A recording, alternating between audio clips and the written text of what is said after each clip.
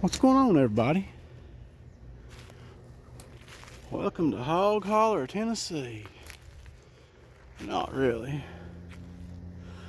I don't exactly know how to tell you where I'm at. I don't want to talk too loud because I just might be trespassing. But I might not be. I didn't see no trespassing signs. I didn't see no welcome signs neither, so I'm not going to try to get too loud. It's been a few minutes since I've seen everybody, talked to everybody. Hope everybody's been doing good. I've been trying to wait on this winter to thaw out where I could get out and walk around and have a talk with y'all. I like getting out and walking around and talking with everybody. I don't like doing my videos like everybody else. Sit around, paste a bunch of pictures together, and you know what? Edit and re-edit and edit and edit, and this all seems fake. You know, I like to talk to you, just let it roll right off the tongue, and that way you know I'm basically telling you the truth as I know it. But anyway, I wanted to talk to you today a little bit about signs, and probably one of the worst omens or signs that you could ever hear be the death omen. And yeah, I had a lot of people comment about it being the banshee, and that's probably true. That's probably where a lot of it come from. It was from Ireland. Now, I never heard it called that here. I can't confirm or deny that at all. But I knew growing up, they just called it the death omen or the screaming woman. Heard it called a lot of different things, and most of these stories I'm going to tell you come from my grandmother.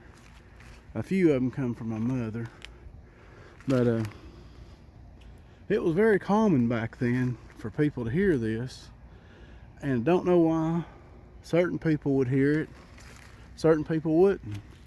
I don't know if you'd call it a blessing or a curse to hear something like that, but I don't think I'd want to hear it. And don't know if you just don't hear it no more nowadays, or if we've grown so much and expanded as society, we'll call it progress, that you just can't hear it no more. That it's still out there trying to warn you, but you just can't hear it. You know, I've also heard people call it the angel of death. But we'll get on with the story here. My granny told me the first woman I want to tell you about was a lady who heard it. She heard it one night, and she wasn't sick at all. There was nothing wrong with her. And she told my granny that she had heard it. And Granny asked her what she was going to do. You know, what are you going to do about this? Or what do you think? You know, you scared? And the older lady said no. This old lady, she was sort of a pillar of the community. She said, no, I'm not afraid at all. She said, my work here on earth is done, and I'm ready to go. And more or less, this is just something telling me to tell everybody goodbye. You know, I'm blessed that this is happening to me. I'm going to tell everybody goodbye, and that's what I'm here to do to you. I'm telling you goodbye. And you know, my granny said she didn't know whether to believe it or not, because a lot of people confuse that with what they call a painter in these parts, which is a panther or cougar, mountain lion. But so if you've ever heard one, the cry sounds like a woman crying or a baby crying. I've heard them plenty of times. But so a lot of people get it confused with that. But said lo and behold that they found her in her bed a couple of days later. Said she's holding her Bible, had a big smile on her face. She told all of her children goodbye, and she was ready to go. And she considered it a blessing hearing that. I don't know that I can consider it a blessing or not, hearing something like that. But there was another man, and he used to coon hunt with one of my uncles. And he had actually got separated from him in the woods. And my mom told me the story. My uncle related to her. He really wouldn't, this certain uncle of mine, he wouldn't talk about stuff like that. And he come to my uncle later, wanting to know if he heard that noise. He said, no, I didn't hear anything. You know, what, just dogs barking, running, what, you know, what'd you hear, fox? And he told him no. He said, I heard a woman scream. Of course, my uncle knew, and he thought that man knew too. He said, a woman scream. He said, you sure it wasn't a panther? He sighed. He said, no, sir. No, I know exactly what it was, and you do too. He said the old feller sat down by the fire and commenced crying. Of course, my uncle tried to console him a little bit and said, you don't believe that old stuff, do you? He said, yeah. He said, my wife's sister had heard the same thing about 2 days, 3 days before she died. Said she showed up at the house in a panic. We told her there wasn't nothing to it. Said she had a heart attack about 3 days later and died. So these things either still exist, know they did exist, know that you'd hear them way back in these hollers and way back against these mountains. You know, a lot of these people in Sevier County, born around here, they lived away from the mountains out in the farmlands. You got two different sets of people. You know, they're country, and you might even call them mountain folks. But then you get the ones who's born up against the mountains, or up in the mountains. And they're totally different. You know, some of these born away from the mountains, they don't know a lot about these old stories and about these old ways. I'm sure they heard about them, some of them growing up, but you know, my mom, she had 3 or 4 brothers and 5 sisters. I'd have to sit down and count, something like that. I don't know how many aunts and uncles and cousins to tell her all these stories. So it was all passed down. But there was this one lady in the community, and she kind of had a reputation of being mean to kids. I don't like to go into any graphics because I want you to be able to sit down with your kids and listen to my stories. You know, I don't have to talk ugly or anything to make my stories interesting. Neither did my kinfolk. But I try not to make them too macabre. Sometimes I have to explain stuff. But this lady, she was mean to kids. She watched a few kids in the community, and some of the kids got to complaining, and some of them got to coming home with scars on their feet. And it was told that she would set a pot of boiling water on the wood stove, and when she thought the kids was being mean, she'd make them stand in it. And this woman was just mean. And put a bar of soap in a sock and whipping with it. There's just different things she done. She just mean. People got to where they wouldn't take their kids around and watch unless they just absolutely had to, you know. And so it goes that one night she heard the omen, the death omen. Now she was on up in her ears and years when she heard this. But she heard it. And she pretty well knew what it was.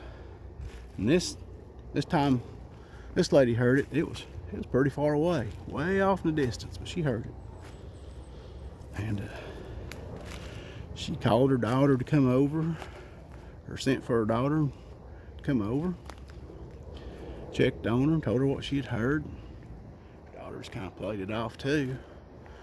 Another night or so went by and she heard it again. Well, this time it's getting closer.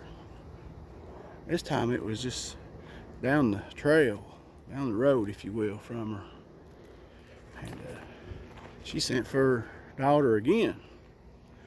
She said, this thing's torturing me. She said, it's coming to get me. She said, I've not lived a perfect life. She said, I reckon it's too late to change now. Said, I want you to go up in the holler and get the granny witch. Have her come down here and see me. She said, I want to see what's coming after me. So the daughter done what she was told. She went up the holler and she got this old lady they called the Granny Witch. And she come down there and seen the old lady. And she told her what she'd been hearing, what was going on. Granny Witch said, yeah. Said, yeah, that's the death omen. Said, it's coming for you. Said, I can see it in your face. See it in lines on your hands. It's coming for you. Don't know when it'll be here. But from what you're telling me, it's taking its sweet time. Well, the old lady said, I want to see what's coming for me. I want to be ready for it. I want to see it. So I reckon the granny woman, I don't know what she done. She done something or other and told that woman that she'd see it. She'd see it before it ever got to her. She'd see it that night.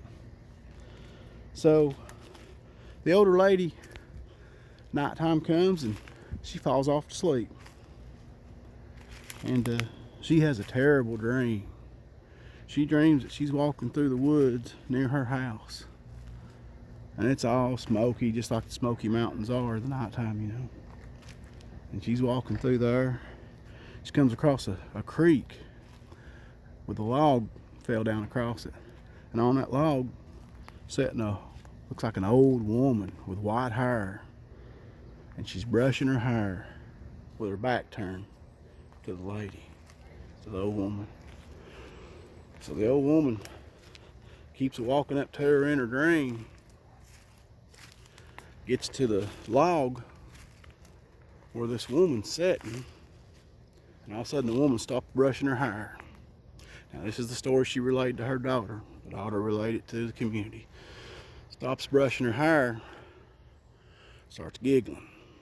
Sounds like a little girl's giggle, she says. Starts giggling, but then it gets more sinister.